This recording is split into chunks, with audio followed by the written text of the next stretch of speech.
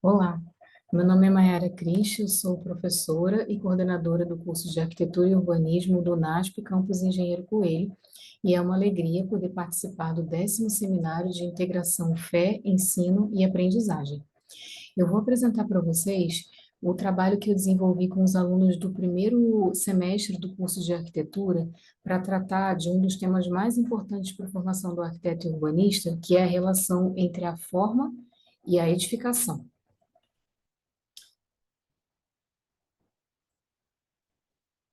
Se tratando desse tema, um dos principais arquitetos, o Franz Sching, ele diz que o ato de criar arquitetura trata-se da busca pela resolução de problemas.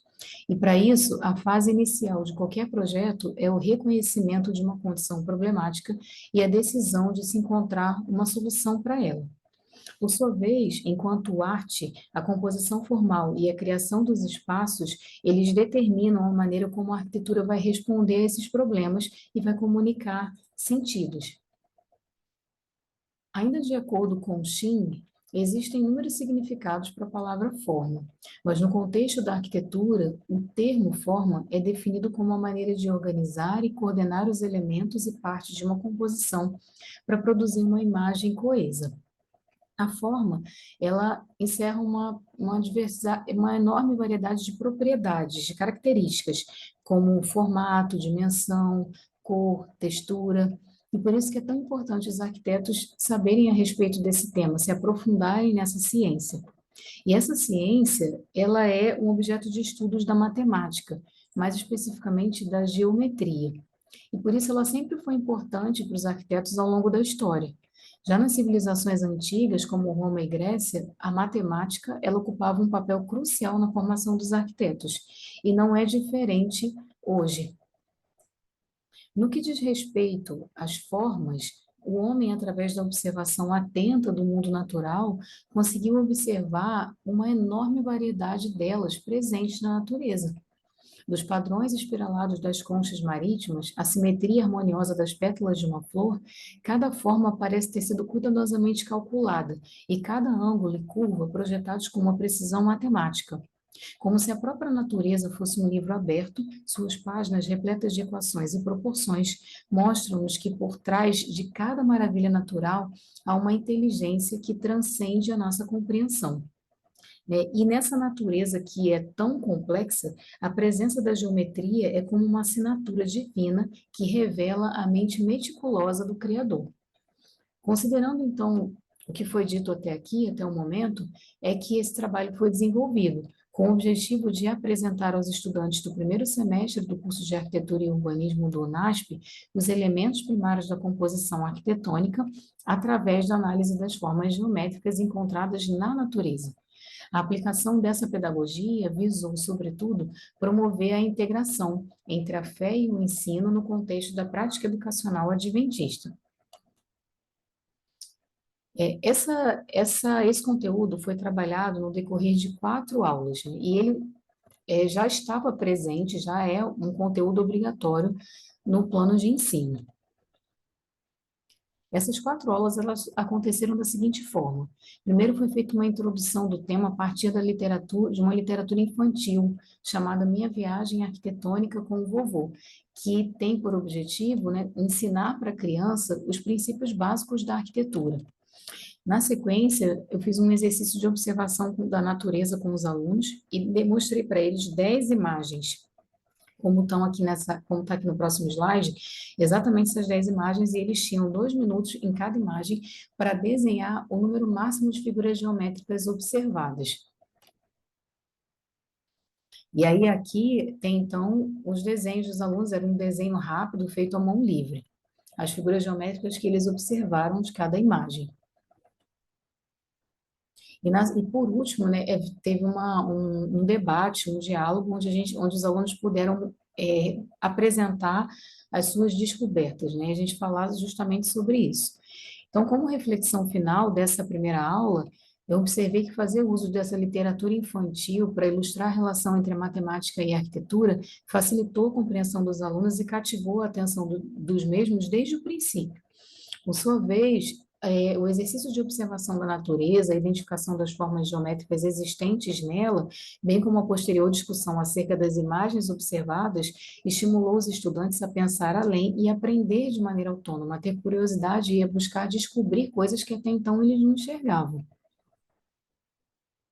Na segunda aula, foi feito um estudo teórico sobre os elementos primários da arquitetura, o ponto, a reta, o plano e o volume, e eles aprenderam a construir figuras geométricas regulares. Aqui eu tenho quatro slides apenas quatro, né? Foram mais slides, onde eu trouxe de volta essas imagens da natureza vistas na primeira aula e com destaque para as formas geométricas observadas nelas, em cada uma delas. E aí aqui do lado, nessa barrinha verde da esquerda, tem as propriedades de cada uma dessas formas, que a gente estudou sobre isso. E aqui tem a fotografia de um dos trabalhos de um dos alunos, onde eles tiveram que construir formas geométricas usando os principais instrumentos do arquiteto, né? Os esquadros, a escala, o compasso. Essa aula ela foi a mais complexa das quatro, porque ela exigiu uma base teórica a respeito de alguns conceitos fundamentais, né? Para alguns alunos foi uma revisão, mas para outros foi um aprendizado novo. Mas foi interessante porque a dificuldade que eles tiveram para construir fez com que eles observassem a complexidade por detrás do que Deus criou, né, da natureza. E isso sugeriu a intencionalidade do Criador ao planejar tudo que ele planejou, né, a natureza e o mundo onde habitamos. A terceira aula, os alunos tiveram que montar composições a partir das figuras geométricas regulares que eles aprenderam na aula 2. Eles fizeram essas figuras em cartolinas coloridas e tiveram que fazer várias composições e observar. Na verdade, o objetivo era que eles fizessem composições sem deixar nenhum espaço entre eles, as tesselações. E aí, algumas figuras eles observavam que não, que sempre sobrava espaço, que elas não se encaixavam, e eles tinham que descobrir o porquê isso acontecia.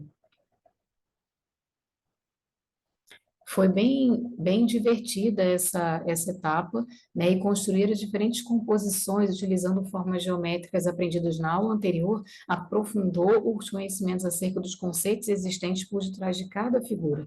Além disso, esse trabalho que foi desenvolvido em equipe possibilitou a integração entre os colegas, além de soluções mais criativas para a resolução do desafio lançado.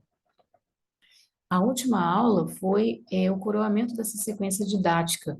E eu trouxe eu levei, né, uma série de projetos arquitetônicos de grande importância para que a gente analisasse sobre a ótica das formas geométricas.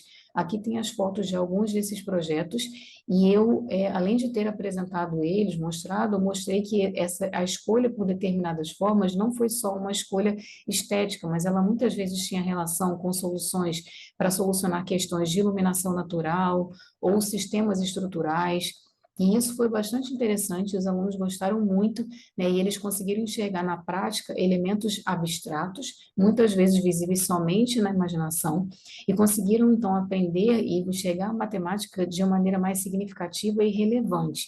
Então, foi essa maneira de trazer para a prática, para a realidade, através de projetos reais, essas formas geométricas que até então eram tão abstratas, tornou isso muito mais claro para os alunos. E, por último, eu apliquei um questionário com 7 perguntas de resposta aberta, com o objetivo principal de entender o que eles tinham compreendido dessa sequência didática, quais foram as suas principais dúvidas, principais questionamentos e sugestões. E foi bem legal ler as respostas deles, porque eu observei que eles tiveram um aprendizado significativo, que a maior parte compreendeu o que foi passado e que ficou muito satisfeito e gostou dessa metodologia utilizada. Como reflexão final, de maneira mais pontual, eu acho que a atividade 3 ela podia ter incluído não somente figuras geométricas planas, mas também tridimensionais, e que essa abstração na criação das composições podia ter estimulado mais a criatividade. E, para mim, o que me chamou mais atenção foi relacionado justamente ao aspecto da fé, que era o principal objetivo dessa sequência didática. Eu acho que eu deveria ter trabalhado de maneira mais explícita e intencional, utilizando textos mais específicos. Eu acho também que a análise das formas geométricas na natureza poderia ter sido mais profunda e de modo a revelar a inteligência e intencionalidade do Criador. E, por fim, a relação entre as formas geométricas e a natureza criadas por Deus deveria ter sido reforçada em todas as aulas da sequência didática, não somente nas duas primeiras.